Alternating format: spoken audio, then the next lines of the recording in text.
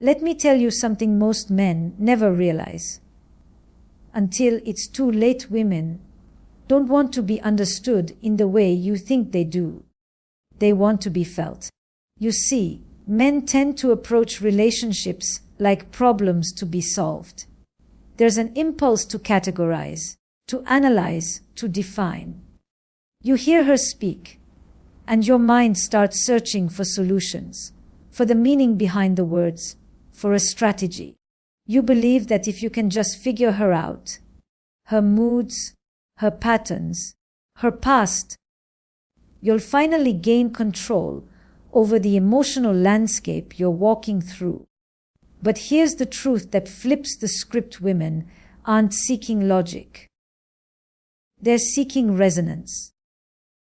A woman doesn't need you to understand every word she says. She needs to feel that you're with her in the moment, that you're not trying to fix her pain, not rushing to correct her thinking, but that you're present inside her emotional experience. When she tells you she feels anxious, she's not necessarily asking for a reason or a remedy. She's scanning, is he attuned to me? Does he feel me without needing to solve me? This is what most men miss. And it's not out of malice. It's out of habit. We're raised to believe that masculinity is about mastery. Master your emotions. Master your job. Master your relationship. But in doing so, we often forget that connection isn't built through mastery. It's built through vulnerability, through shared emotional frequency. Let's take an example. A woman comes home from work, clearly upset. She starts telling you about a situation with her boss. You hear the details and jump into solution mode. Why don't you just confront him? Maybe try switching teams. You're overthinking it. And suddenly, she shuts down. The energy drops. You feel the distance. What happened? What happened is that she wasn't looking for a fix. She was looking for a witness. Because to feel truly safe with a man, a woman needs to feel emotionally seen. That means feeling that you're in tune with her. Not just with your ears, but with your body, your breath, your attention. That you're not defending yourself, not detaching, but staying present, curious, grounded. When she senses that kind of presence, her nervous system calms down, her defenses drop, her femininity opens. And that opening, that softening, is where the real intimacy lives. Now, I know some of you are thinking, but that sounds exhausting. Do I have to perform emotional CPR every time she talks? No, you don't have to fix or rescue her. You just have to be available. That's the paradox. The less you do, and the more you feel, the deeper she connects. Women are intuitive. They sense when you're just nodding versus when you're emotionally engaged. They know when you're asking, "Are you okay?" just to end the conversation. And when you're asking it to enter the conversation. And when you get it right. When you stop analyzing her and start attuning to her. She feels more than heard. She feels held. And let me tell you, once a woman feels held, emotionally, not just physically, you become someone she doesn't want to live without. So stop asking yourself, did I say the right thing? And start asking, as I present when she needed me to be. Because it's not about being perfect. It's about being real, responsive, emotionally alive in the moment. If you want to be the man she opens up to, craves, and trusts, don't try to understand her.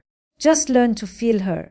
Because the moment she realizes you can sit with her in the storm without trying to control the weather, that's the moment she'll see you as a man worth staying for. So let's talk about independence, a word that, for many men, unconsciously triggers a sense of threat. It's subtle, often unspoken, but very real. When a woman asserts her space, her time, her voice, there's often a part of a man that asks, "Where do I fit in now?" It feels like a power shift, like intimacy is slipping away. But here's the paradox, and one of the most misunderstood truths in male-female dynamics. A woman's independence is not the opposite of intimacy. It's the foundation of it. Now I want you to pause and really consider that. We tend to think of closeness as two people merging. Emotionally, physically, logistically. The romance movies, the early stages of love, even the cultural messages we inherit, they all reinforce this idea that love means togetherness. That if she wants time alone, or she prioritizes her work, or she sets boundaries, she must be detaching. That she's becoming colder, more distant. And if you buy into that assumption, you start clinging. You call more, you try harder, you press in. But what happens when you do that? She pulls away even more. Why? Because to a woman who values herself, whose identity is whole and intact, that pressure doesn't feel like love. It feels like surveillance, like suffocation, like your love is conditional on her being small enough to fit into your need for control. And here's the deeper layer. The more a man tries to absorb a woman's freedom, the more she associates intimacy with sacrifice. And once she does that, it's only a matter of time before the connection erodes. We need to stop romanticizing possession. Love is not ownership, and closeness doesn't have to mean collapse of boundaries. In fact, the healthiest, most erotic, most enduring relationships are those where both partners remain distinct. Separate yet deeply connected. They don't disappear into each other. They stand beside each other, and in that space between them, that sacred space of difference, desire, respect, and emotional aliveness flourish. Think about this: true love is not about reducing her independence to feel secure. It's about expanding your own capacity to tolerate her freedom. And that requires emotional maturity. It demands that you trust the relationship, even when you're not in control of every detail. It calls for you to let go of the illusion that closeness can only exist when she's near, texting, agreeing, available. Because sometimes the deepest kind of closeness is knowing she could leave and still chooses to come back. A woman wants to be chosen freely, not out of guilt, not out of pressure, not because you've made her world so small that you're her only option. When she feels trusted, when her autonomy is honored, she doesn't retreat. She expands towards you. She brings more of herself, not less. She becomes more expressive, more vulnerable, more erotic, more open. But try to clip her wings. She flies elsewhere. You have to ask yourself, do I want intimacy? Or do I want control? Because you don't get both. And that's the challenge. Can you love her without needing to define her? Can you stay present with her even when she's beyond your grasp? Can you let her evolve? And evolve with her? Because the woman you want, the one who is magnetic, intelligent, emotionally rich, sensual, she doesn't want to be consumed. She wants to be witnessed, respected, mirrored, and met. And if you can do that, if you can truly hold space for her independence without making it mean disconnection, she will bring you a kind of closeness that no amount of control could ever produce. That's not weakness. That's power. That's not letting her go. That's showing her she doesn't need to leave to feel free. Let's go to a place most men avoid: the complaints, the critiques, The little comments that seem to come out of nowhere. About how you didn't notice something, how you never listen, how she feels like you're not really there. To many men, these moments feel frustrating, maybe even unfair. You hear her words and think, why is this such a big deal? Why is she always pointing out the negative? Can't she just let things go? But here's what most men don't understand. The things she complains about are the very things she still hopes you'll care about. She brings them up because she hasn't given up yet. In relationship dynamics, silence is far more dangerous than conflict. When a woman stops talking about what bothers her, when she goes quiet, indifferent, disengaged, that's not peace. That's resignation. That's emotional retreat. That's the beginning of the end, because a woman doesn't raise a complaint out of disrespect. She does it as a bid for connection. What you hear as criticism is often an invitation, a coded way of asking, do you see me? Do I matter to you? Will you meet me here, where I am? And this isn't about nagging or being overly emotional. This is about how women communicate emotional dissonance, how they register unmet needs. Often, the topic itself is symbolic. It's rarely about the dishes or the phone or the 5-minute delay. It's about presence, emotional availability, mutual recognition. If she says, you never look up when I'm talking, what she's really saying is, I want to feel that I'm worth your full attention. But here's where it gets complicated.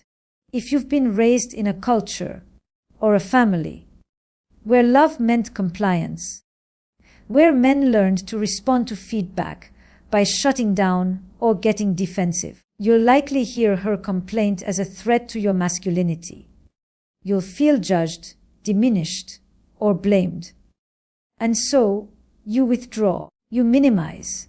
You turn the conversation into a logic debate. You say, that's not true, or you're overreacting. And in doing so, you miss the very thing she's reaching for.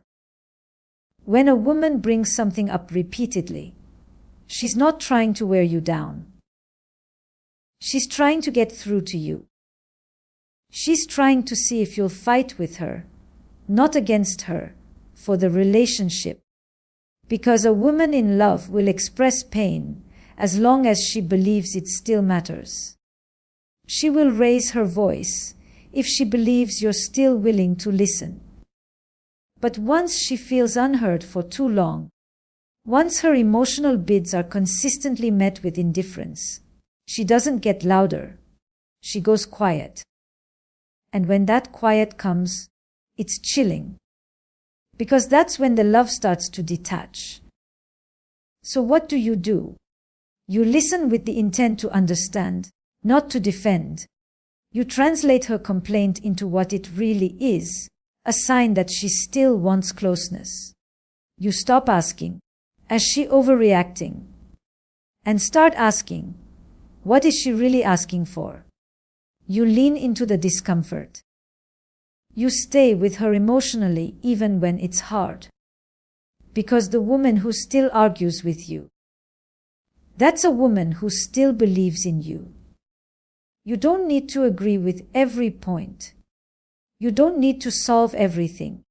But you do need to show her that her experience matters. That her feelings have a place, even when they're messy. Especially when they're messy. Because emotional connection isn't built through flawless behavior. It's built through your response to her emotional truth.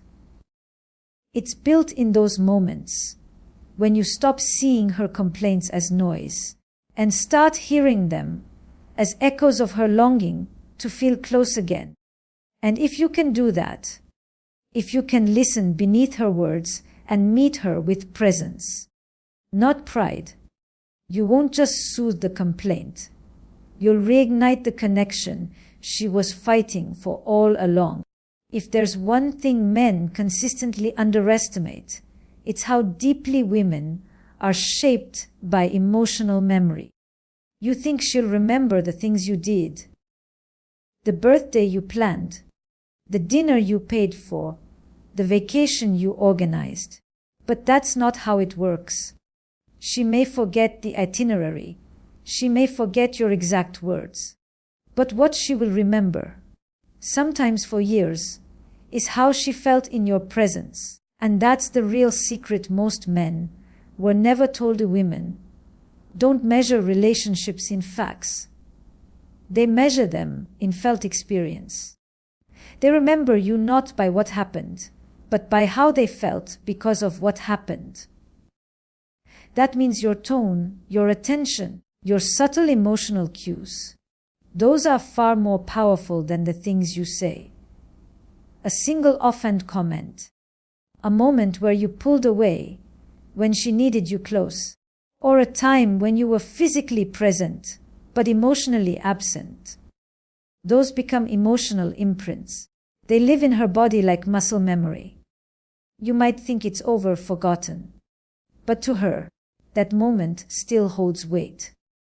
Now, this isn't about walking on eggshells. It's about understanding that emotional responsibility is not weakness. It's relational intelligence, because women are relational beings. From an early age, they're socialized to track emotions, to feel into dynamics, to adapt to the subtle, unspoken signals of connection or disconnection. When you walk into a room with her and your energy is off, she feels it before you speak. She feels your disinterest, your distraction, your disapproval. And the body doesn't lie. She may not say it right away, but she knows it. That's why words aren't enough. A well-crafted apology, a gift, even physical affection. None of it lands if the emotional imprint says, "You're not safe. You're not here. You don't see me." That's the mark you leave, and it lingers far longer than the gestures you perform. What she truly craves is emotional consistency, not perfection, not always knowing the right thing to say, but showing up in a way that makes her feel secure. And that kind of emotional resonance is what builds legacy in love. It's what turns ordinary moments into unforgettable memories. She won't remember what movie you watched on the couch that night, but she'll remember whether you leaned into her when she needed comfort, whether your silence felt peaceful or distant, whether your touch felt like warmth or obligation. And men often dismiss this, thinking it's irrational. They'll say, "She's being too emotional," or "That was months ago. Why is she still bringing it up?" But here's the truth, she's not rehashing events. She's experiencing how you made her feel. Until that feeling is acknowledged, it can't resolve. Because emotion doesn't follow the clock. It follows meaning. So ask yourself, how do you show up in her emotional world? Not what you say about love, but how your love feels in the room with her. Does she feel cherished when she looks at you? Does she feel desired, seen, protected, understood? Or does she feel managed, tolerated, minimized? Because long after the relationship has ended, or long after it has matured, what stays with a woman is not the record of your actions. It's the emotional residue you left behind. Did your presence soften her or harden her? Did your love open her or close her? You become unforgettable, not because of what you did, but because of who she became when she was with you. So if you want to be the man she remembers, not with pain, not with regret, but with warmth in her chest, don't focus on being impressive. Focus on being felt. In a world full of noise and distraction, a man who brings emotional clarity, who makes her feel safe and alive in the same breath, is a man she will never forget. And that's not about being perfect. That's about being real. And realness, that kind of emotional presence, is the only thing that lasts.